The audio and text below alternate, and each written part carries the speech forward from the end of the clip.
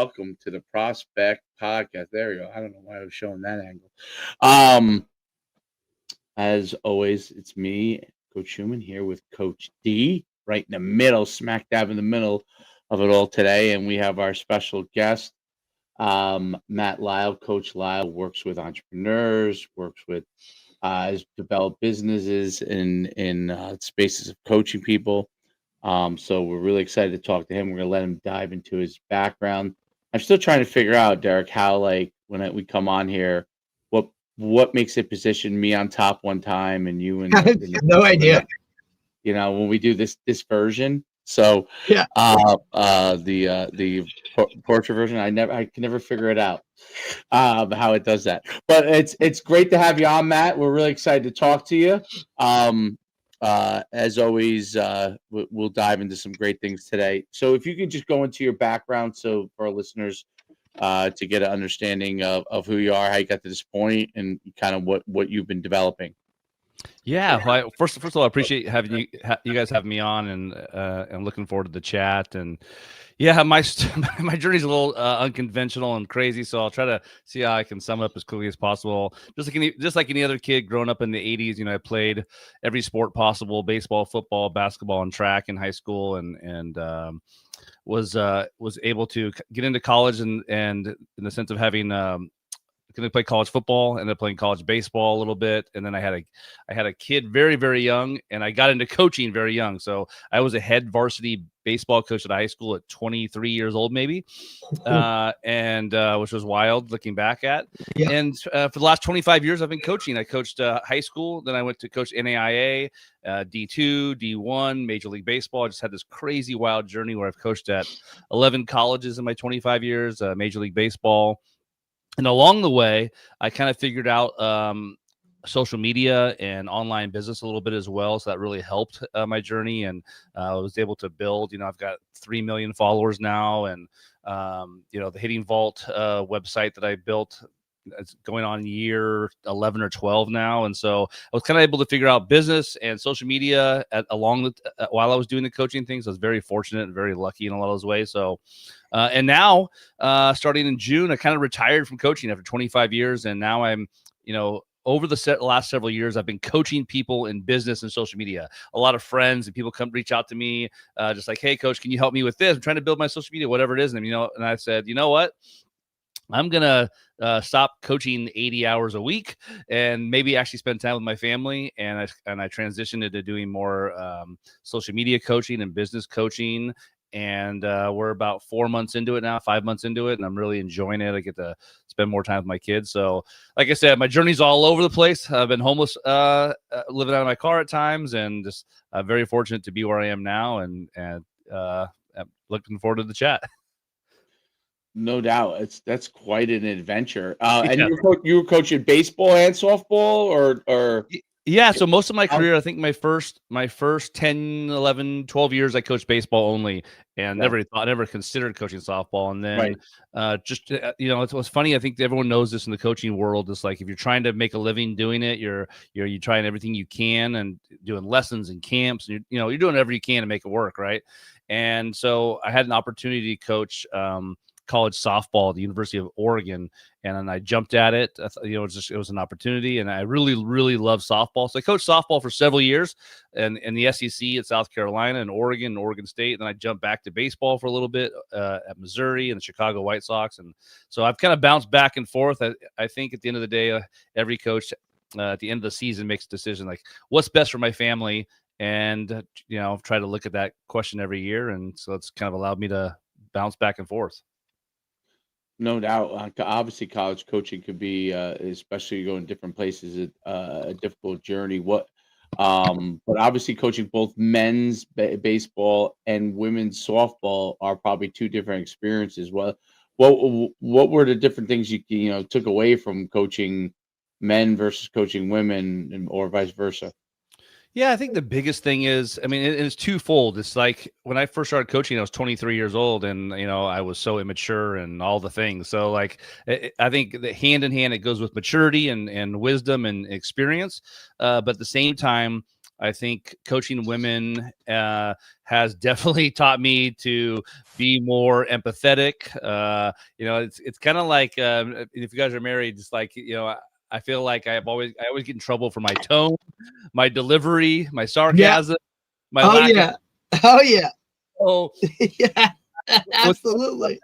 Like, you hear it all the time. And then I realize, like, in my coaching style, same thing, like my tone, delivery, and like coaching men and coaching, high school, college, and major league players, whether it affects them or not, I don't think coaches can see it as often, if that makes sense. And maybe boys kind of wear it a little bit better, or they hold it in, whatever it is. With women, like, if you have bad tone, bad delivery, you're super sarcastic, you're not empathetic, it's gonna be painful for you too. So I learned. Well put. So I learned. That was well stated. Well stated. Yeah. Well stated. And I joke about it, but it made me a much better coach across the board, coaching men, women, my own kids, all the things, like realizing, like, okay, I got to get better at these things. And I think I learned how to do those things and get better at them. At least I'm still not great at any of those things, but so I think that's the biggest difference, is like just style and how you coach them, how you say things. And like I said, I've definitely gotten in trouble for being too sarcastic, too direct, and learning how to, okay, I gotta soften this delivery a little bit, versus, a little more mean and direct as I normally am. That's a really interesting point. So I want to dive in a little bit on that, that balance of that, because that's a very, very difficult thing as a coach, because you're demanding of things that you need, and being direct helps you to be demanding of what you need to get done. Because I think a lot of times if you, I don't know, for example, is if you say, it'd be nice if you could make that block and kick the guy out, versus your job is to kick the guy out. One is direct, may not feel as good. The other one definitely feels good, but they're not listening to it, right? And so there's a balancing act of that. And then having coached women's, and Derek coaches, I think, women's flag now, besides regular tackle football, and I've coached women's track years ago. Obviously, how we address that with men and versus women, or girls versus boys, are two different things, because girls, you might get a little bit more done by explaining to them how they should kick that block out, right? Versus if you do that with boys, the first time they didn't even listen to you, and you're running it a second time because they didn't listen to you the first time because you said it so kindly to them. So it's really a balancing act. And then obviously, if you go too far with boys, obviously then they think that you're picking on them. So it is a balancing act. Talk about how you kind of learn to handle that, and what the balancing act looks like. Yeah, so I mean, it really looks different for every role. So, for example, like a head coach, it's much more difficult for a head coach, because a head coach of a team, especially if it's a large program like football or something, it's just more difficult because they need to be more direct. We're trying to get these things done, and so the assistant coaches really have to take on that role really well. But in general, I would say that the best way to approach it, what I have learned, is that, and you guys know this too, is that every kid is different. Every single, so like, for me personally, I had coaches that cussed me out and got in my face, and they were all over me, and it did not bother me one bit. It did not. I didn't even blink. It never bothered me at all, right? And I think I coach athletes like that now, who, like, they don't mind being direct. They've been coached by tough male coaches through travel ball or whatever it is, and like it doesn't bother them, for example, to be really demanding. And I think so. I think it's really, really individualized. And 20 years ago, we wouldn't have conversations like this, even 10 years ago, I feel like. But now it really is like, okay, hey, Julie needs to be coached this way. She likes it to be direct, and she's not going to get mad. And Jenny over here, you're going to have to really, soften the delivery, or it's going to, she's not going to take it well. And so I think, as coaches in 2025 and beyond, I think we just have to be really good at doing that and discerning that. and be able to figure that out. And like I said, it kind of depends on your role. Like in football, I know you got like defensive back coaches, running back coaches. I think in those guys can do a better job of those things. But I think again, it is difficult as a head coach of a team to be able to do that, because running the program, you've got to be a little bit more direct in the sense of how we're executing things, and you don't get to spend as much one-on-one time with their athletes as much as assistant coaches do, and the relationships are a little bit different. So it is a balancing act. I would just say what I have done, really trying to be intentional about, is just really making it about relationship, learning as much as I can about that athlete, because it's funny. I have some coach friends at the college level, and their response to that would be, "Oh, they need to just adapt. This is how I run my program, all these things." And I'm like, okay, cool. But I'll tell you right now, in my experience, if you can do that and it helps the athlete perform better, and now every athlete performs a little bit better, these equal wins and these equal championships. So it's not just about, catering to the softer players and the softer generation, whatever the things are. It really is about like, hey, I want to win. I want this athlete to perform the best they possibly can. And so if that helps them do that, I am all for it. And I want that relationship, so that when I'm 10 years down the road, they go, "Oh man, Coach Lyle really had an impact on my life." Not, "Man, that guy was a total jerk to me." And so again, there's a lot of things in play there. No, there's no doubt about it. And figuring out which buttons to push is a big deal. And also, if you get on kids, girls or boys, at the end of practice, or when you get an opportunity to talk to them, it's important to explain away some of the things that went on in practice, because it helps them understand. The hardest thing for, I think, kids and even college kids, right, is they don't always understand exactly why you got on them, or why you, even though in the moment as a coach you feel like you're explaining this, what you're trying to get done. Sometimes it takes just a minute of explanation after, be like, "Hey, listen, this is what we're trying to get accomplished here. This is what we want you to do. I care about you guys, or I'm trying to take you from this level to this level, and I think this is what can get you there." Those explanations, I think, make a difference in today's kid. Yeah, I agree with you.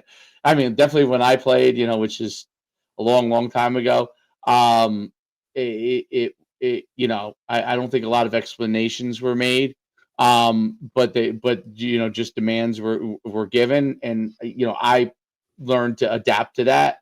But as far as players today, I don't think they're as easily adaptable to that, and it helps them. They still want to succeed. They still want to be the best they can be. You just have to figure out what that roadmap is to get them there. And if you don't, if you're on them and you don't see it, and then you got to talk to them, explain it. And then some kids, maybe you do have to talk to differently, even boys. And then sometimes you have to.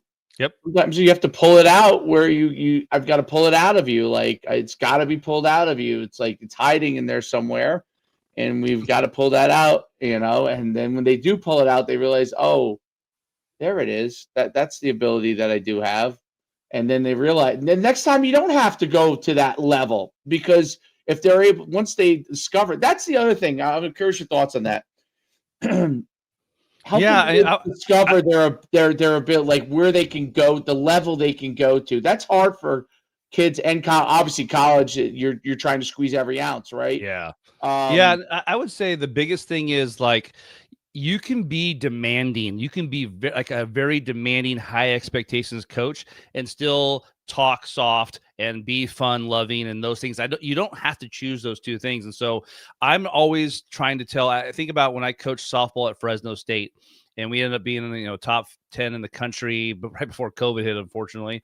And I remember early in the season, some of the players complained about how hard batting practice was. And the constraints in practice that I had set up had been really difficult for a couple of days. And they were complaining. And I said, "Hey, listen, like I'm making this really hard so that in practice, it's going to be easier." I also wasn't like demeaning them while they were doing that, if that makes sense. I wasn't like getting upset with them because of their failures. And so I think we can create situations or drills or things that's like, hey, we've got a 2-minute drill. We have to score X amount of touchdowns this time, or we got to score X amount of layups in 60 seconds. Like, it can be really difficult and challenging. And to the point of failure, and we can figure out ways to continue to push them to succeed that without like chewing them out, or without just, I got to make it easy on them to make them happy. Like I think there's a big difference between coaches going, well, I'm going to hit softer ground balls, I'm going to go easy on them, and I think that's not what we're talking about. I think it's really about figuring out how can I be really demanding, very high expectations, hold them to a high standard. So when they don't do something well, it's like, hey, this was the expectation, you didn't do it. Let's figure out how to get you there, versus like you suck or you can't get it done, or vice versa. I think coaches on the other end go like, well, we want everyone to be happy, so let's lower the expectation. Let's make this drill easier. And it's like, no. Like this is the expectation that we're setting, and we're going to hold them to that. And it can be hard, but I think it's doable, and I think it can be done the right way. No doubt. I mean, if you want to make your dreams come true, you gotta be willing to push beyond your limits that you think you're at. So it's important for those things to be able to happen. Talk about, so now you transition out of coaching athletes per se, Yeah. and now you're coaching adults and in their business, and talk about that part first. What exactly you're helping people with, and then what you're seeing in the adult space, in what they're looking for. Yeah. So for me, I've helped a lot of people over the years, kind of part time, and as a little side hustle, like trying to get their social media going or just get a bit more their business going. And for me, I realized like my business is for like people like me, guys who just like are grinding and like never see their families or whatever the things are. They want to make more money. But so for me, I was like, okay, what are the things that I want to do? I'll be honest with you. I want to play more golf. I'm really into pickleball right now. I've got 5 kids. I'd like to go to their games for once. I'd like to I walked my son to school this morning. I'll pick him up from school. And like for me, for most of my career, those things never happened. I missed every event. It was literally 80 hours a week. So for me, what I started doing was saying, okay, hey, are there any other entrepreneur dads out there who are like me in the sense they're working too much or grinding? They're trying to figure out how to get their business going. And like, I have figured this out. I've had a multi-million-dollar business that's done well online. I have 3 million followers. I get 300 to 400 million views per month on social media. So it's like, okay, I would rather spend my time trying to help those guys out and actually spend time with my family. I get to golf this week and all that stuff. So like for me, it's been a great transition. Again, for me, I've kind of just built this process or system, I guess you could say, for helping entrepreneur dads to spend more time doing the things they like and try to make some more money as well. And so that's kind of the niche or the people that I kind of look to help is basically just guys like me. And so it's been a fun adventure so far. I'm hoping to continue to build it. And so that's kind of what I'm up to. Very cool. And what are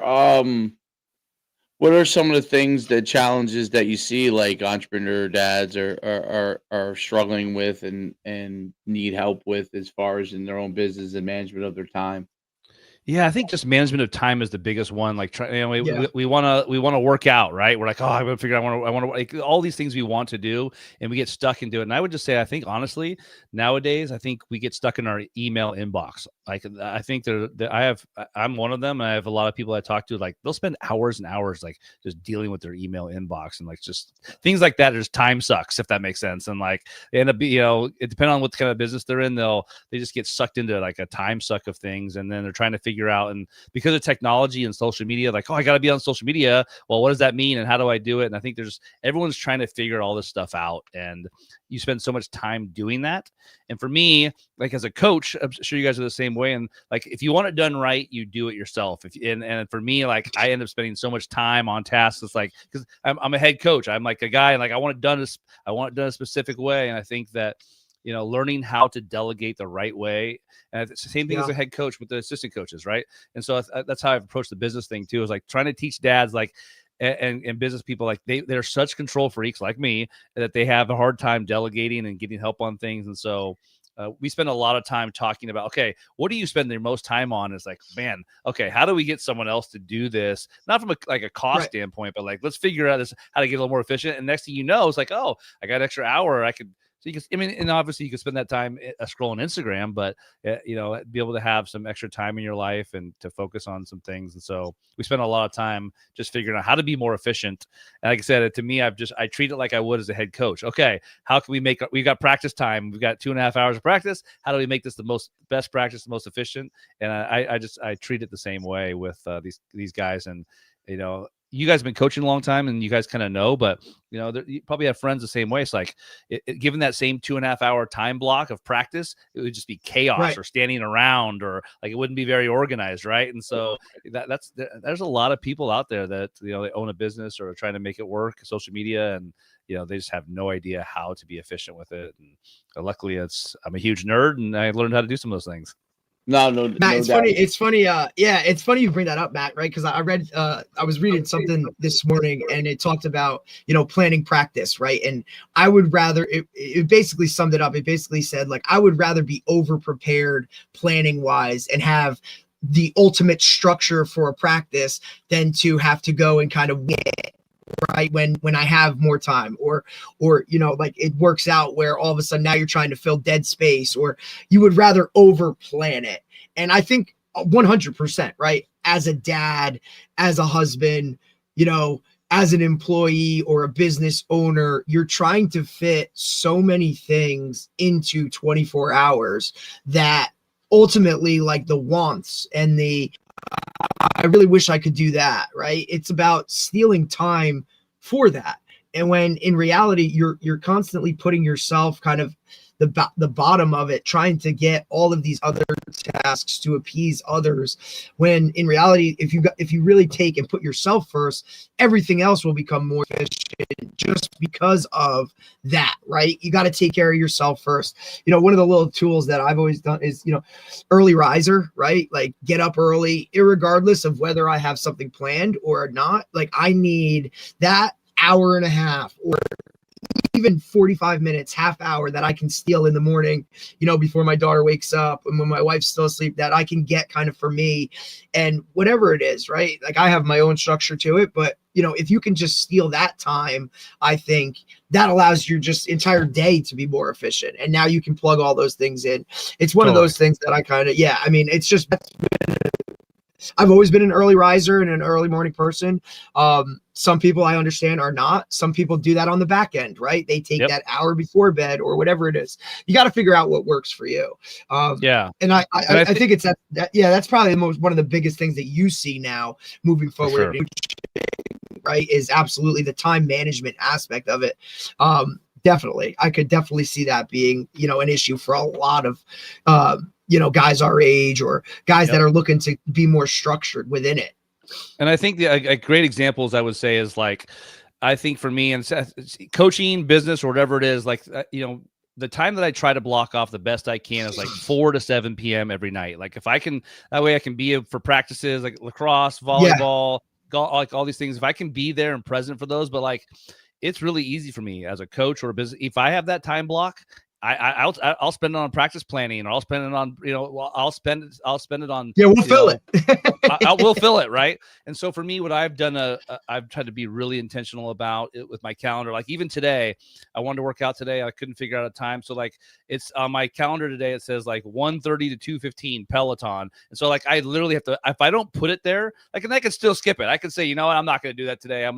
But at least it's there. I do know that if I have that there, at least I know that I'm blocking that out and saying, okay, I'm going to try to get this thing done, whatever it is. So that I do the same thing with my calendar of like, okay, try to be off your phone from 4 to 7 p.m. every night, and try not to do any work, because left to my own devices, I'm gonna do the work.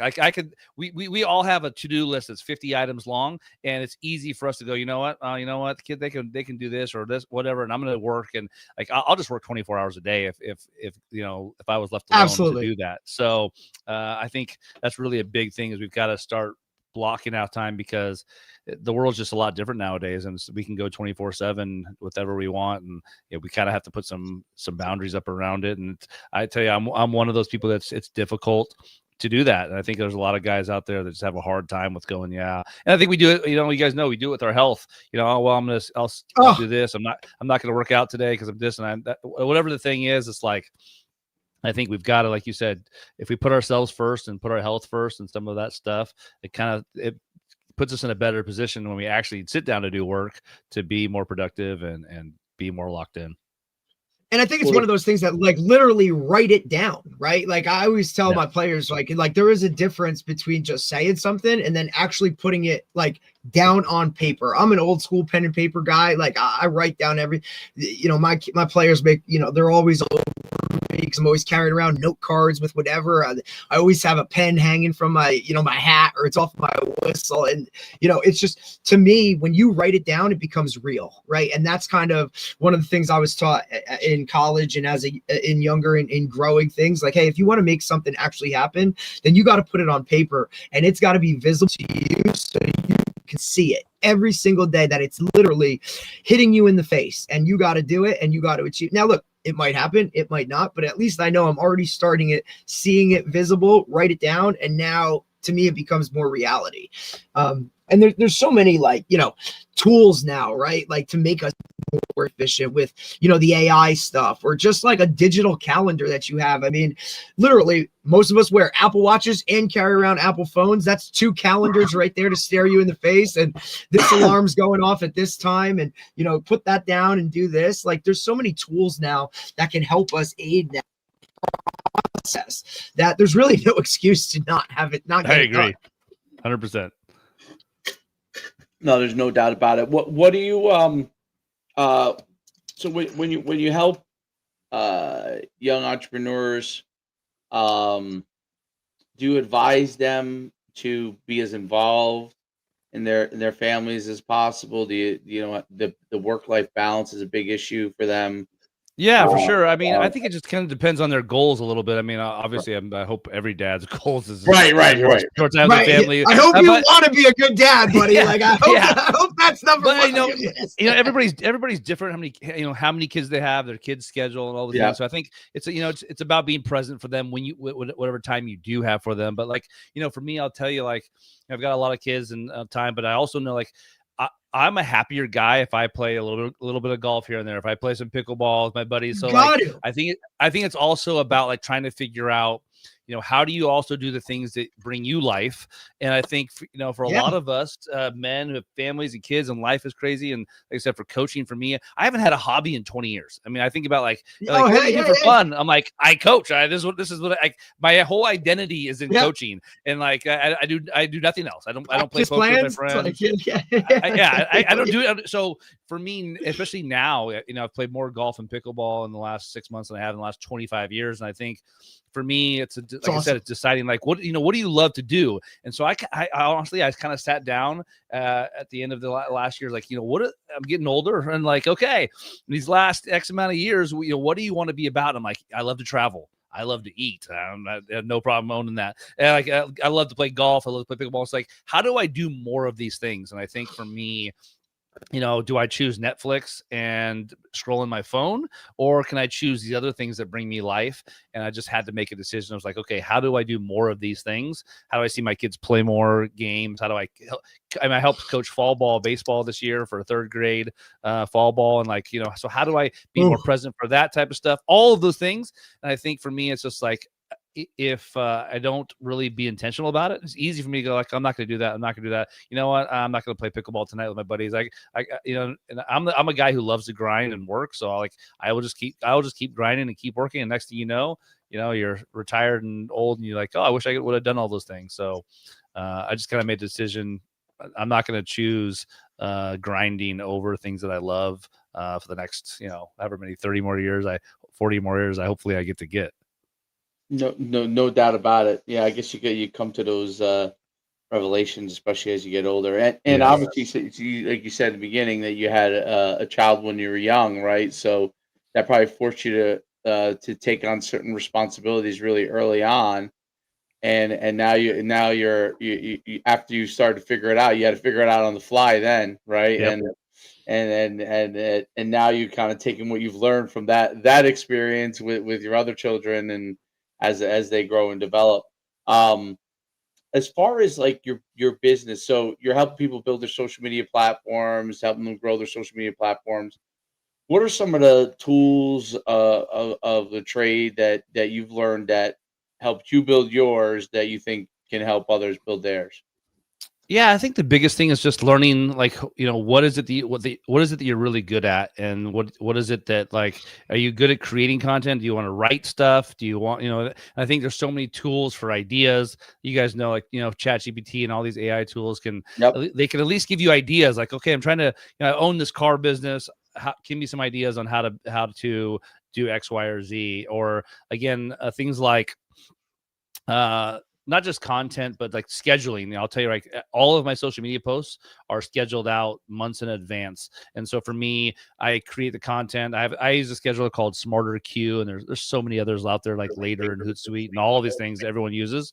And just, again, trying to find the tools that can help you be more efficient, help you get the job done, so you're not doing them like all manually. If so for me, it's really about learning what those tools are and scheduling out the posts, things like that, and just, again, carving out the time. Like for me, I do a lot of brand deals with companies. It's like, okay, tomorrow for 1 hour, I'm going to focus on filming. And I think, like, again, I have learned that if I put a block of this time of executing this thing and not just be like, well, I've got 3-hour window for work tomorrow, and it's not really organized, it's not going to get done as well, and things like that. So I think just teaching a lot of guys just how to be able to execute, the ideas they have. I talk to people all the time, like, I want to do, my dad owns an e-bike rental shop in South Lake Tahoe. And it's funny watching him, learn business, he's only owned it for a few years, and, he's trying to learn AI, he's trying to learn social media and things like that. And Yeah. it's amazing to me, just the learning curve and things like that, and how many tools are out there to help us with those things. And I try to look for every tool possible that could help me. And that's what I kind of try to point people to, is like, what's the right tool to use? What are you good at? And what are you not good at? And don't spend less time on the things you aren't good at. And I think we get stuck in that. I get stuck in that a lot too. Like, I want to be better at something, I'm terrible at this. And next thing you know, 8 hours into it, you're like, okay, I should have had someone else do this. Yeah, that's an important part, especially with, like, when you're posting and you're putting together content. What's your approach to putting together content for yourself, and how you want it to communicate out, through your channels? Like, do you put together a certain number of pieces? Do you do a lot of video? Do you do a lot of picture? What do you? Yeah, it honestly, thanks to the algorithm, it changes, I feel like, every week.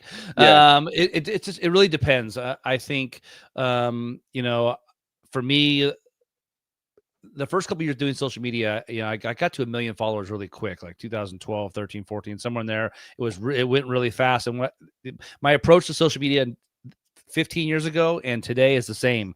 Like, what would Matt Lyle like? What would, my friend circle, like, what is it that I enjoy? And like I said, I enjoy coaching. I'm a parent. I like sports. I like comedy. And so for me, I share things that I think are funny or good or have value. And so to me, I think people try so hard to go, like, I need to have certain content around this. It's like, would you watch this content? Like, and that's really the question again. Like, if I scroll Instagram right now, my feed is like a lot of like steaks and barbecue, dehydrated meat. I'm like, so to that me, algorithm. Like, oh man, recipes. I send my wife, like, oh, I'd love to, things like this. And so for me, it's like, okay, what are the things that I enjoy, like, consuming or watching? And like, those are the things that I'm going to share. And those are the things I'm going to post. And if they can relate to what I'm doing, my business or things like that, I'm going to find ways to do that. And I think people just get caught up too much in, like, oh, what should I post? And I think about your guys' podcast, or if I had a podcast, it's like, okay, it's pretty simple. I've got this long format. I've got 40 minutes or whatever the time is, and I'm going to cut it into all these 90-second clips and 30-second clips, and I'm going to use all those and cut them all up. And I think, there's all kinds of things that, to me, you can find ways to create content without having to overthink it. And I think nowadays with AI and ChatGPT and Claude, that's like, okay, here's my business, give me some ideas. And I think we can kind of take those ideas and turn them into our own. And that's how I would approach it. Yeah, it's always a challenge for people to post content And the algorithms are always a challenge because they're always constantly moving. But if you're posting genuine content that you think can help others, it has a chance for success. You make it sound so simple. Like I've had a lot of success with, I've got millions of followers too, but it's a lot of people struggle with it. So a lot of people struggle with uh starting out. I think it's just start putting, Yeah, it's just execution, period. Yeah, it's execution. Yes. But once you get some level of execution, and because I have people all the time that ask, like, how did you do it? I said, I mean, I'm how did you build it? How did you grow it? Yeah. What steps did you take when you started? What was the first thing? Like, people want that textbook of here's how to do it, and it's going to work for you. Yeah. But there isn't. I'll tell you, you guys know this. Social media is so different than I tell people I got very lucky. Like if I was trying to start now, I don't think I could get to 3 million followers. Right. But I will say, there just wasn't that massive people that were kind of even approaching it that way. Now you have, you literally have, middle school, high school kids. Like, what do you want to be when you grow up? I want to be a content creator. Like, oh yeah. Dude, like, what are we talking? Like, that wasn't, you know what I'm saying? Like, that wasn't anywhere in the realm. Exactly. And sometimes I have to ask my players, because I run our social media, content stuff for our team. And I ask the guys, like, hey, how do I do this? Or, hey, what do you think works better if we want to, get this out there? And it's kind of been like a little bit of an open forum with them, because they're in that world every day. They're posted on Instagram or X or their Snapchat or whatever the hell it is. Like, they're more in tune with that world than I am. Not even close. I can go and read stuff and do research and teach myself, basically, but you also want to appeal to what you're working with, right? And I think that's something that Dave does a really good job with his content creation and stuff like that. Is it's never just like a trick pony, right? Like, we hit on so many different things within this podcast, like within the guests we have, the audience that we hit. Like, it's a very wide, broad stream. He does the same thing with his content. Like, he posts stuff that hits this group or that group and then this group. It's never kind of a one-pony thing. And I think that's really benefited, like, to allow him to grow, exponentially, especially within the last couple of years. That's awesome. Yeah. And I think Coach, I think you would know too, like, I was very fortunate in the sense that I got to meet back then, Gary Vee back in 2011. Oh, that's and I've stayed in touch with him. But the conversation we had, he had written a book that had just came out like 2011, and social media was. I saw him speak at that time, 2011. That's awesome. Yeah, he wrote a book called Jab, Jab, Jab, Right Hook. Yep. And that's kind of what got me started. And I reached out to him, and I'll tell you what, like, to this day, if someone was to ask me, like, how do you do it? And like he said, I know you've been asked it a million times. I've been asked it a million times. I would literally tell you, like, that formula to a T is your only shot. Like, jab, jab, jab, right hook, which means like value, value, value, value, ask, value, value, like, just provide value, give away everything for free, give away, like, pour into people and earn that. So for me, the hitting vault has been a huge thing for my family. Like, it's done really well over the last 10 years. But what I did, the way that I did that was 2011, 2012, 2013. I mean, I gave away every hitting secret that I knew, everything that I learned from coaching. And I spent like hours and hours. And I had friends who were like, "What are you doing? Like, this is stupid. What? Like, why are you this? Like, there's no money in social media. There was no money. There was nothing in doing that and building that." And then when I spoke at the National Softball Convention, there's 4,000 coaches there in Vegas in 2014. I launched the Hitting Vault that weekend, and we were as dirt poor as you could possibly be, driving a broken down Elantra. And, I think we sold $35,000 in Hitting Vault memberships the first weekend, and just took off. And it was because for 3 years, I gave away so much hitting advice and free tips that people trusted me. So that when I said, "Hey guys, here's what I'm doing now," they're like, "Oh, I trust Coach Lyle. This is a good. He's saying this is a good thing. Now I'm going to buy it." And I think everyone puts the cart ahead of the horse in the same thing. They try to market and sell. And it's like, why do I trust you over anybody else? And I think if we can really provide value, and really help people, then I think we can have the conversation of, buy from me, or, whatever the thing is that we're trying to get them to do. There's no doubt about it. Especially with social media content and trying to grow your audience, you have to be willing to post a lot of stuff that you're going to get nothing back on. Yeah. Right. It's literally nothing. So it's important. You have to put your ego aside and just say, hey, I'm gonna put stuff out there. Some of it's gonna stick, some of it's not gonna stick. And when it doesn't stick, you can't get discouraged by it. This is the biggest problem I found with a lot of people when they try to grow something. They spend, I don't know, I don't want to say all day, but they spend a lot of time putting together this great video or piece of content, and they put it out there and they think that this is so good, it's gonna hit. And they put it out there, and 10 people doesn't watch even come close. right?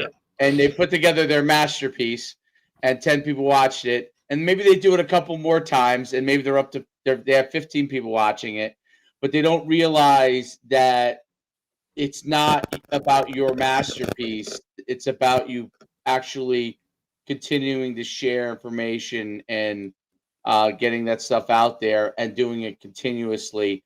Yep. But you're right. It gives you a chance. Jab, right hook. It does not guarantee. That's the biggest risk in this whole platform is you could do it for literally years and literally have zero success. You've been successful with it.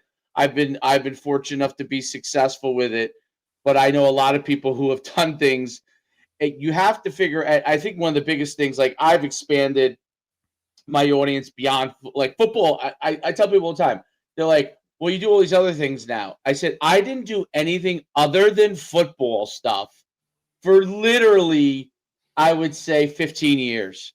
So, and then I started to dabble in leadership stuff, maybe 2018, but it was still football related for the most part. It wasn't until the last few years that I started expanding into things that I found, other things that I always found interesting.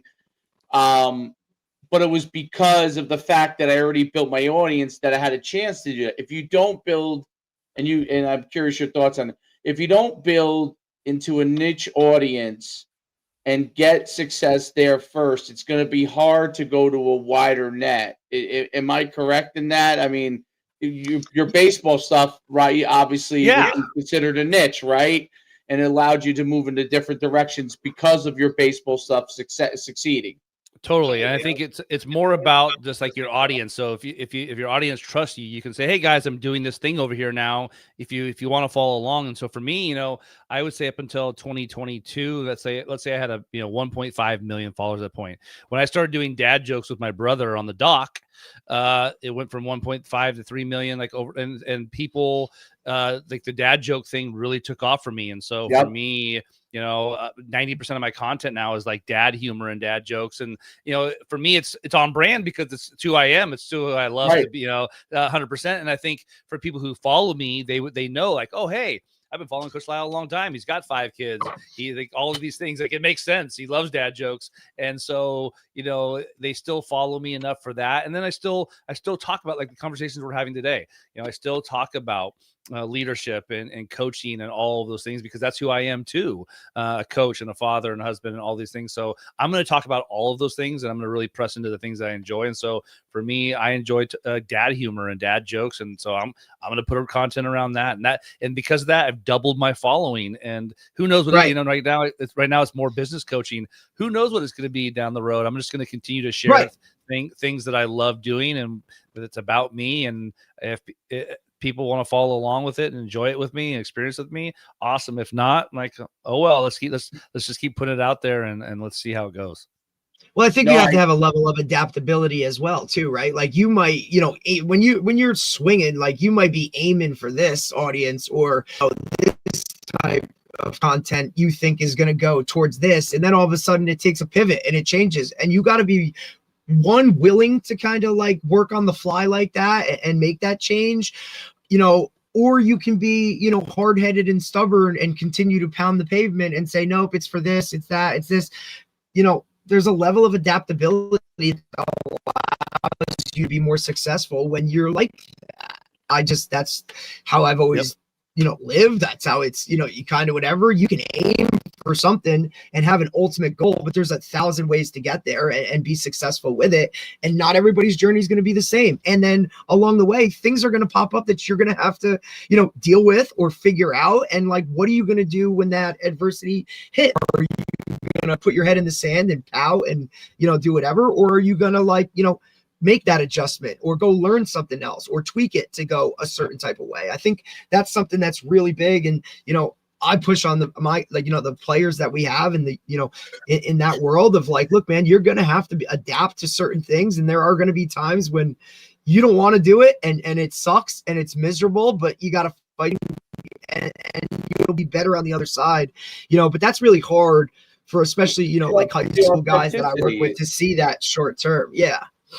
Well, so I think your dad joke stuff is so great because I've seen it before and I didn't realize that was you until you came on. We're coming on today, and I was like, oh yeah, I've watched quite a bit of it. So and I think it's hilarious, by the way. It is some funny shit. It is funny shit, especially being a dad now. Obviously, it's just so funny. Well, what's so great about it is I think people are not willing to put themselves out there and be who they are. Right. Totally. Yep. And it's funny because I started messing with I'm sure you saw you know what SOAR is, right? The whole I just made a video this morning for my 8-year-old son, Redhead, and of him playing with a baby tiger. And I sent it to my family, and 2 family members texted me, "Oh my God, where did you do this at?" And I'm like, if you think this is real, we're cooked. Like we're in trouble. And so yes, yeah, totally. I'm playing with that stuff with my kids. You're letting your son play with a tiger. Like, what are you doing? Like, have you really lost it? Like, you know what I'm saying? Like we knew you were taking a pivot this time, but now you got him doing this. Like, what are we doing? That's amazing. Well, it's funny because being willing to to apply your personality even to that, like. I started posting a bunch of things with like me interviewing like Ben Franklin on the Penn State football job. Yeah. Like, I mean, historical figure. Like I have sit down with Ben Franklin. I'm like, what do you think about the Penn State football opening? He answers questions, and so the guys that play in our football club, Derek's like, the Coach Schumann lose his mind, So the kids are reaching out asking like, "Hey, is Coach Schu like lost it? Like, what's going on, dude? Like he's posted all this stuff." I'm like, people didn't realize my personality had these quirks to it, right? So I think being willing to put your personality, like craft things within your personality, I think helps a lot in that area of the business. Do you when you coach people in this area, do you try to like dive into who they are, find out what are some of the things you do from that standpoint before you even craft any kind of messaging? Yeah, it's really just asking again, like, what's the pain point? Like, where are you really struggling with, if that makes sense? And so for me, I try to spend because otherwise it's like, if it's just general business advice or general advice, like, okay, well, maybe that doesn't hit. So like, let's talk about like, what is the real issue you're dealing with? Is it time? Is it social media? Is it trying to make more money? Like, what is the actual struggle that we're having right now? Let's just like get straight to the point. Like, and same thing I think it's the same thing we deal with coaching or with recruiting. Is like, okay, what is the actual problem? Let's get right to that, and like obviously build systems around that. Like, but I think let's figure out like what would be the most helpful thing right now. There's no doubt about it. It's really, really interesting stuff. It's amazing how you get some stuff to hit and it opens up your world, and that's obviously why people want to dive into it and learn from what you're doing. It's absolutely, it's almost like you're applying your playbook from coaching and then adding the personality to the mix, you know what I mean? And then well, it's like the conversation that we have all the time is like why coaches get hired to do things other than coach is because they have those leadership qualities or what the organizational tools to do it, right? Because, you know, a lot of people struggle.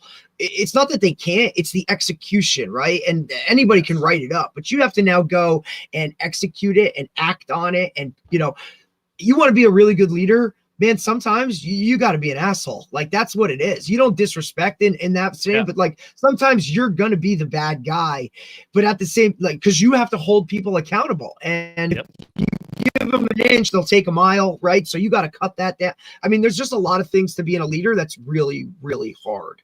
Matt, I know you got a heart out, so I appreciate it. Dave, you got anything before we go? Oh, no, good. It's great stuff.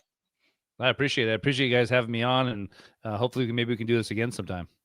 That sounds great, Matt. You know, before you go, just let people know kind of what you're doing. Like, you know, plug whatever you need to. Right? So, we usually give our guys like some opportunities at the end here to let guys know, you know, get something out there.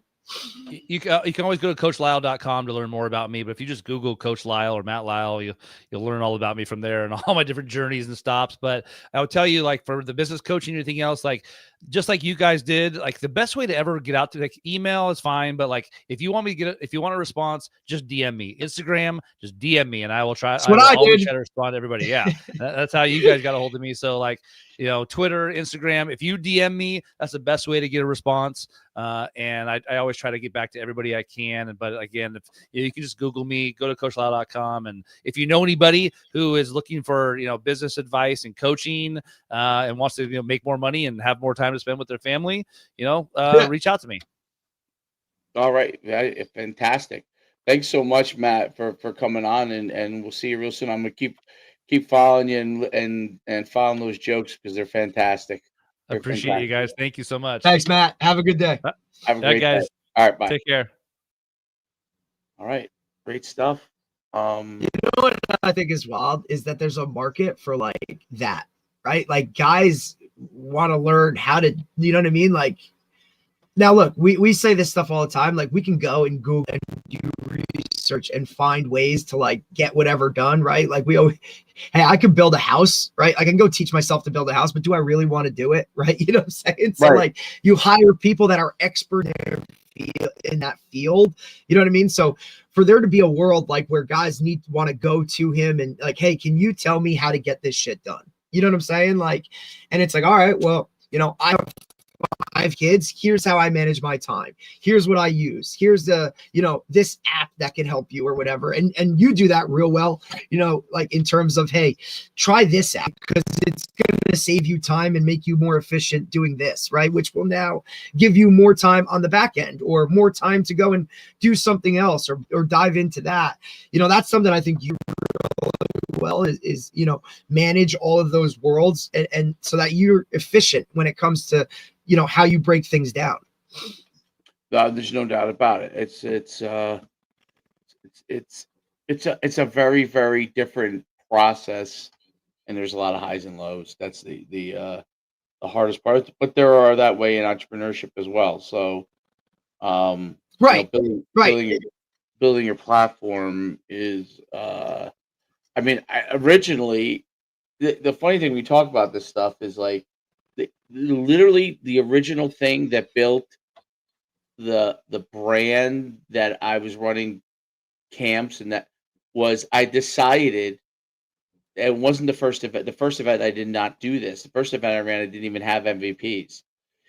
I decided at the second event, you just kind of like rolled it out there and was like, all right, here's all your stuff. Yeah. The second event I ran, which was the next year. Okay. Oh, so you did one event and then a whole year before you did anything else? Yep. So I was trying to figure it out. Right, because you were aiming at being what? You were going to go and be a teacher, correct? Like you were going to go into the teaching world, coaching, like that whole thing? Well, this is after that.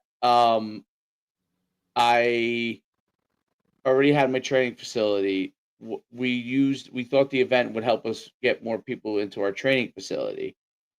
And it did a little bit of that, but really we came back. We're like, this is something that's different. This is not, like we got to do something else. A couple of people. I mean, look, that's literally one of the things we just said was like, hey, you got to be able able to go and pivot, right? Because your thought process was, look, I'll run this showcase, we'll get these times. These guys will now want to go improve those times and come to training facility. And that wasn't you the ran case. it, and it only one or two went a guys total even came different in. direction. Yeah, so only one or two people even came in from that. So it was basically looked at it like a separate thing. And so the next time we ran it, I said, let's give out some MVP awards. And when I gave out MVP awards, the first time I gave up the award, we had a photo person there. And I was just like, I just took a picture with me and the award winners because the parents wanted a picture with me and the award winners. So I just took a picture with me and the award winners. And I was like, I'll just do that at every event. So I did it at every event, every single event. So the second year we did 5 events, so whatever that was. By the third year, people would come up to me after the event, even if they didn't win an award, that wanted to take a picture with me. And I was like, oh my gosh, this was the key to the success of the program, was the fact that I was actually there at each one giving the award. So the whole thing was to blow it out, being at everyone, taking pictures at every single one myself. So so we did that for a couple of years, and then when we made teams, we made every coach that was there who handed the awards out take pictures with them and the award winners. And so that was kind of like the whole theme. Now everybody does it now, and every single person does it now at every event. I don't even do it. I don't even do it anymore because, but it was every single person did it from that point. But it really originated. No organizer of the event took pictures with the award winners before we started doing it. So simple, right? Like that seems like something that like that's an automatic, right? Like everybody would do that, and you wouldn't even. I mean, look, you go to a high school football game now, and there's 15 people outside with cameras. Like, there's no media credentials, dude. Like, it is just like, all right, you're here. You got a camera? Sure, you can go on the sideline and take pictures. Really? Like, wow. It is. Oh, I mean, look, it might just be my place or how it is. So, like, even for my team itself, right off the top of my head, I can think of 3 people that are on our sideline every single game, home, away, taking pictures. Still shot. Like, it's what it is. Oh, wow. Okay. And yeah, I think they do a phenomenal job, right? It's, an older lady that's been around the program for years, like, and she, like, that's awesome. And then there's another younger girl who's a sister of one of our players. Like, she's been doing this. She's out of high school now, and she like does this like a couple times. Like, this is what she does. And then there's another one that's like, so there's like 3 different, and they all like look at it a different way, right? Like, and they all capture it a different way. But irregardless, like that, especially for the social media world, like it is about that, right? Like, guys want pictures, and it wants to be put out social media, and it gives you more eyes on your program and more opportunities for these guys. Like, but you would that would be something that would be a staple for everybody, and it really isn't, right? Because especially even like in the setting that you're in, like guys are so focused on, did we get the times, or make sure to do this or that. Like, you still have to like make all that visible, because if you're not there, you don't even know what's going on. You know what I mean? Like, so I'm sure that's taken, like, I just think that's crazy though, that some people like even do that. Yeah, it's and you know what? It's one of those things too. Like, if you replicated that now, it probably wouldn't succeed. When something is the first or the second to do it, of course, then they just copy. It succeeds. I'm saying you have if you're first to do it or second to do it, you have a lot of time because you're first to do it, that people identify you with that and you can succeed. Right. If you are 10th to do it, no one identifies you with it. So right. You're just doing the same thing somebody else did or whatever it is. Right. So that's constant nuance. Like, one of the things that I've tried to do is figure out how I could be first in something Right. And a lot of times it fails, by the way. I mean, I can think of so Of many things course. that I've tried that have failed. Like, I can think of dozens and dozens of things. And then every once in a while, something hits. It's like this. It's It's like like posting. Like you post a video, and it doesn't hit. You post another one, it doesn't. You could post 30 videos, and maybe one of them gets any clout. You know what I'm saying, it's or like whatever the that venture is. capitalists. What venture capitalists do with like if they invested in a business, they might have like 100 businesses that they've invested in, and 99 of them end up failing. But the Right. one that hits is so good that it pays for all the other 99. So that's and that may not be their exact ratio, maybe it's 1 to 10, I don't know. But whatever it is, but that's their philosophy, right? Well, it's tough in business because some people, if you pour your life into everything and you fail, it's a big problem you financially. But there's ways you can dabble in things and see if there's a level of success and then double down after you start to have that success. And that's the most difficult part, I think, is figuring out what to dabble in and how far do you go to before you either pull the plug or keep rolling, right? I think the biggest thing is you have to pull the plug fairly quickly if you don't feel there's traction. But Right. if you feel But there's how do you traction, know when it's like? How do you know if it's like too soon to pull that? Like, where is that? Like, all right, I'm gonna like, push a little bit more with this, or hey, this ain't gonna work. I'm done. that's a great question. It depends on how much time to money you have to risk, Right. I would Now, does say. it all come back to dollars as well? It could be time. It could be time. It may not be dollars. Some people it's dollars, depending on who you are. In your situation, it could be dollars. Some people it's time. For me, back in the day, it was for me it was really time, not Right. money. I didn't Like have when all. you're saying when you were trying to like when you were coaching as well. Like, was Yeah, that it like was what it was? time. Like, what could I spend my time efficiently on? Would that work? The very first thing I did, actually, before I even started camps or the training facilities, a friend of mine, we're sitting, I don't know, we're at somebody's house, and we were like just hanging out, like, having a couple of drinks. And the guy turned to me, and I was in grad school to become a teacher after um deciding that I didn't want to do business anymore. And I was already just basically starting to coach, I think. And one of Right. my buddies was like, "You know what you should do?" He's like, "You know more about speed training than Bill Parisi. Why don't you go be? Why don't you start doing that stuff?" And it was like a light bulb went off, and I was like, I didn't. I You're like, barely I knew. think I should. You're like, I I barely actually think knew I who Bill should. Parisi was. I barely knew who Bill Parisi was. I knew of him, but because when I was coming out of college, I knew of him, but I didn't really know that much. And I was like, you know what I'll do? I'll develop a speed training program, a book, and I'll develop a website for that because I knew how to develop websites from when I was in college. I taught myself to do that. I'll develop a website and I'll sell my ebook online. That's what I did. The very first thing I did, and I sold this ebook on this rudimentary website, and I developed a speed training manual. I made one for I think it was 15-day, 30-day, and 60-day, I think it was. Or it was 30 days, 60 to 90, I can't remember.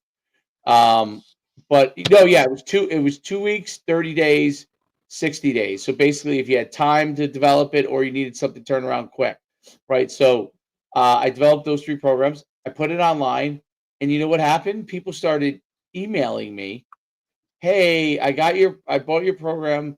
Do you do any training?"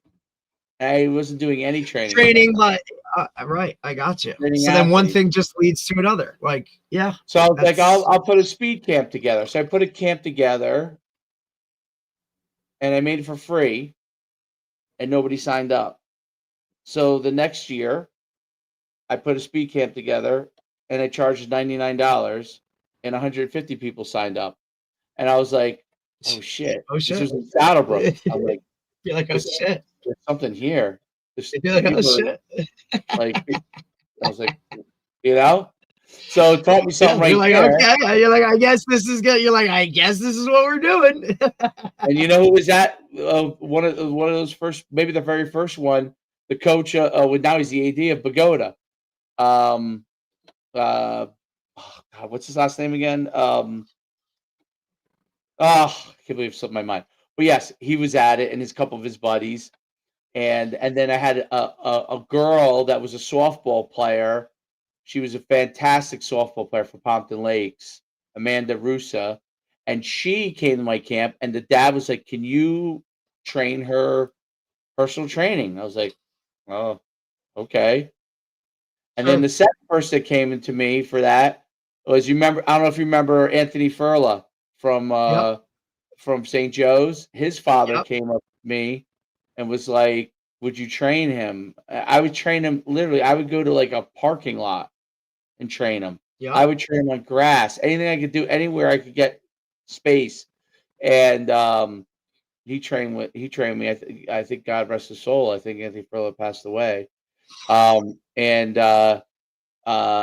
yeah, like so we trained them, and then but that was literally the beginning, like literally the beginning. And then that became a training facility. The training facility became, which did very well for a while. It became combines, it's so each thing makes you in a different direction.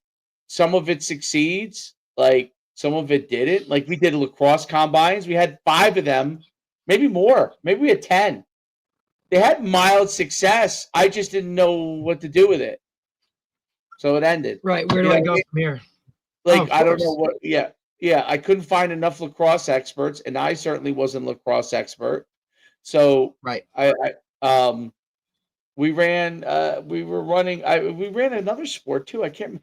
We did a soccer combine. I mean, we were doing that. We were with USA Rugby. We used to do rugby stuff, and then I was like, I can't concentrate my time in all these different areas. So I kind of consolidate, and it's like a back and forth, it really is. And it's very, it's fun, but it's difficult. So, absolutely.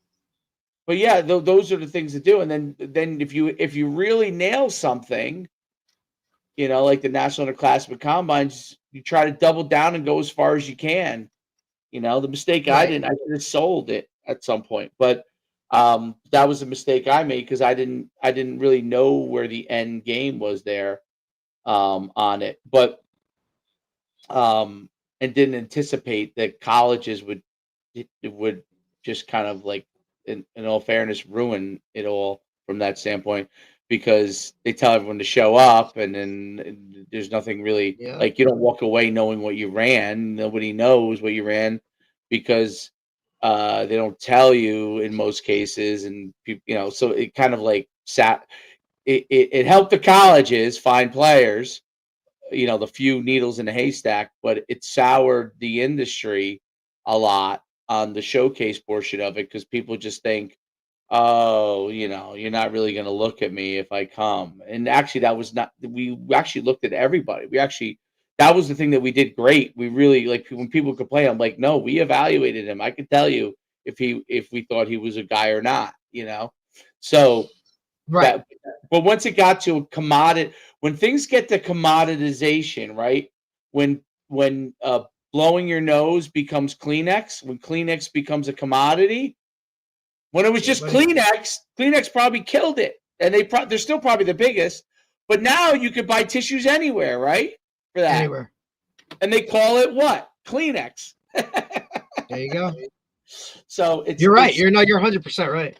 So people don't know the difference between actual Kleenex brand and, like, the Walmart brand, or because those tissues have become a commodity. When it first came out, there was just Kleenex. That was the only one who did it, and so that's part of it. Branding becomes a big issue. Of course. And if you feel like the foothold of what makes it, you know what I mean? Like, look, you see the McDonald's arch, like, boom, brand, you know what I mean? Starbucks, brand, Dunkin' Donuts, like the branding part. And look at, like, you know, just organizations, right? Like New York Yankees, boom, New York Giant, right? Like that branding aspect when it's, you know, a Nike swoosh, dude. Like, and a brand could be you're ruined, talking, right?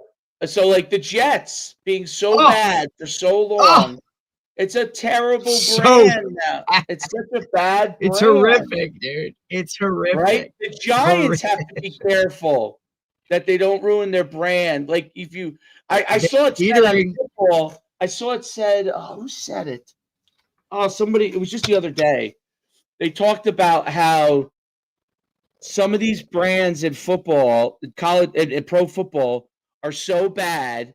Like they're so poor. Oh, I know. It was Dave Portnoy got in an argument with the guy he does his show, Brandon Walker. I thought it was a great argument because though I disagree that anybody can analyze football, okay, I agree on the fact that so many of these, he said that, listen, he's like, I may not know as much of the intricacies of football as, this person that might be an analyst for, I don't know, let's say the Jets, but somebody in leadership doesn't know what they're doing because they're not getting the players to be able to do the job they want, or hiring the coaches to do the job they want, or paying the right players to do the job they want. Somewhere along the line, there's something failing, and some of these guys are not good at their jobs, right? Some of them 100%, bro. Some of them are not. Now, I'm not saying they weren't good at some point. They probably were. But the Peter Principle applies to everything. You know what the Peter Principle is? What is it? Everybody rises to the level of their failure, their incompetence. So they rise to a certain level, and then they rise maybe one level too far, and they fail there, and they come back to the level of their competence, right? And what happens is some people learn and rise up again, and they do well again. Like I would say Lane Kiffin's that example, right? Yeah. Lane Kiffin was a offensive coordinator, very well known, became a head coach, failed, got knocked back down, learned. Oh, dude, he's been knocked down how many times? Became better, rose back up, and now is succeeding. Some guys do not ever succeed when they rise back. So what happens is, if you keep hiring guys that fail at the level that you put them at, you're going to have a bad organization. So, like, absolutely, like if I put you in charge of running an event, and you were bad at running events, and every time I put you in charge of it, you failed at it, and I keep putting you in charge of it, obviously my organization is going to be bad, right? Because I'm putting someone who shouldn't be running. But if you're good at it, and you know how to handle it, and you handle it well, then and I have multiple people doing that, the organization succeeds. Even in my combines, that became an issue in the long run. Okay, as the events were not as big as they used to be. Right. Couldn't handle that. There were some guys that were not as good. Let's not even use me who originated. Obviously, I'm going to know how to run it. But the guys who I taught, my next 4 guys, right? Those guys who I taught to run it. When we went to level 3, meaning those guys then taught other guys. It's a different world. Some of those guys were not as good. Some of them ended up being great and became our really good leaders. Some of them were not. And that's some of them are terrible. Right. And that's when the brand starts to go. Listen, you see that a lot too with hey, this guy's a really good coordinator, and now all of a sudden you're asking him to go and be a head coach. Some guys aren't good at it, dude. Some guys aren't. Can't handle it. It's just hey, go be a coordinator, go be a position coach, and be really successful with that. And the Lane Kiffin was a good example. He failed at the Raiders. He came back down to earth. He learned, and then became a head coach again. But it wasn't until he got with Nick Saban when he failed the second time or third time that he figured it out. That he got a couple of the nuances that he needed in the process to take what he was really good at already, right? He was creative. He was smart. He understood the offense. He related well to the players. All of those things were true no matter where he was, right? That's why he was a good recruiter. Now he needed some of the final elements of the process, like how to get players to be the best they can be when you're not the friendly assistant coach, when you're the head coach, when you are, this guy brought it up before, when you're the head coach, you're not going to, like, everyone's not going to like you. It's much harder to have an intimate relationship, and you have to move things along. He said it. You have to keep moving things along in practice. You have to keep keeping other people on task, right? That's your job. Yes, that's your job. The assistant coaches could develop, I coach this running back, and I'm hanging out with him, not just at the field, but in the room, and I get to know him a little bit more. The head coach knows the ins and outs about the player, but he's not going to be able to have as much time. He's got to make sure he keeps that's why you need assistant coaches. That's why you need coordinators, because that's part of their job, is to be able to find out those nuances and help with that. As the head coach's job is overall leadership and to keep guys motivated and on task and doing the things they needed to do. And those are all different roles, and that's a really important. And I think that it's very, very difficult in business when you're an entrepreneur to continuously find people to be able to do those roles that are underneath you. Now, if you get, if you're a software company and you come up with some AI idea and someone grants you $5 million and you could build some of those roles, you can make some more mistakes than other people. But if you run a small business, or you can take more calculated risks, correct? Correct. So it is time and money, going back to your original question, which is a great question. It's time and money. Sometimes money gives you more time. Sometimes if you have the money, you don't give a shit because you just need the time to do what you need to do, right? So damn right. Sometimes having nothing and if living at home, if you're willing to take a risk for some people, is a good thing. It works for you because you have, but you need to be able to invest the time. It's not about the money. It's about taking. No, it's definitely not monetary. Right. So, and then now the harder part is family and kids. You have a family and kids, right? Right. Where does that balance come in? That part's very difficult. Like this guy's been able to do it. I could tell you this, for me, the fact that I did not have a family and kids at the time was, and my father used to always say this, and he doesn't believe, like, not that he doesn't believe in entrepreneur, but like he's kind of more of like a, go get a job guy. And when I decided to do it, his remark, which was kind of like an offhand remark, but to me, because I wanted validation, I guess, was like, I'm doing it. So he said, well, you don't have a wife or kids right now, so right, you might as well do it. And you hear that all the time, right? Like you hear that all the time. Take a shot. Right. And now's your opportunity, because eventually you're not going to have this window of, look, you can move to Texas. You can go to Washington State. Like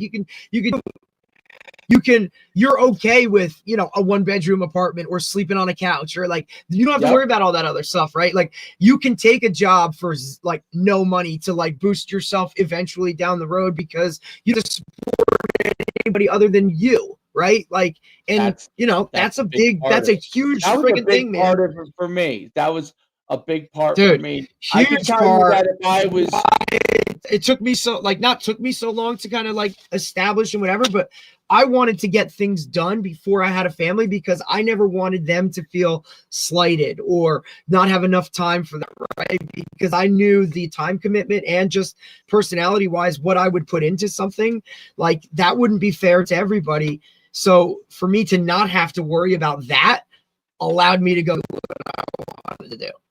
The only thing that I learned from having a family that I did not know, because I thought, okay, I couldn't do that if I had a family. Everybody in the family is going to be disgruntled when they're disgruntled anyway. So it doesn't matter. For people who do have a family, if you go and do it, the hard part is they have to somewhat be on. You need them to be somewhat on board, because you won't succeed. You got to have that person with you, man. You have to have that. That's why choosing the right person, like, you know what I mean? know what I mean? It's like, hey, like, you got to understand that, like, you need a ride or die, right? Like that one that's not going to ask those questions, or to just understand kind of like what you want to do and where you want to go. And that's really hard. It's why a lot of these things don't work out, man, because, you know, there's not many females or partners that are willing to like put up with that shit unless it's established from, you know, day one. You know, like, here's what it is. Here's what I want to do. Here's who I am and what I do. And this is kind of how it goes. And you're in, all in, or you're not, because otherwise you're going to be fighting that uphill battle a lot. No doubt about it. You're definitely going to be fighting that battle. You need that. That was awesome. I really enjoyed Matt. I thought that was really good, man. He was good. I didn't realize until I was coming on, and I was like, I'm like, wait a minute. You're like who he is? Yeah.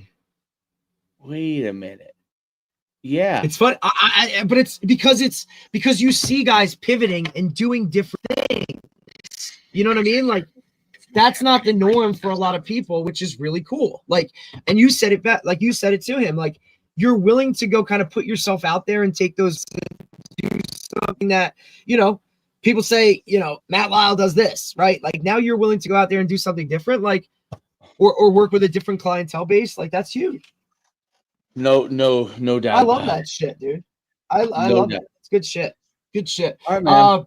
Tomorrow we have we're another night one, 9 p.m. Coach Ray Grant. Okay. He's putting in the work. Let's see, where's Coach Grant again? I forget. Let me just double check it, just because I'll give you a quick rundown or whatever. Yeah, he's the head football coach at McLaughlin Academy of Excellence down in Florida, Lake Wales, Florida. So, okay. And he's also written on some things. So interesting. So he had some interesting takes on some things, like some trading stuff and kind of how he approaches his team and whatnot. So, and we know that down in Florida are a little different. So looking forward to talk to him. All right, cool. That sounds good, man. All right, till tomorrow. All right, buddy.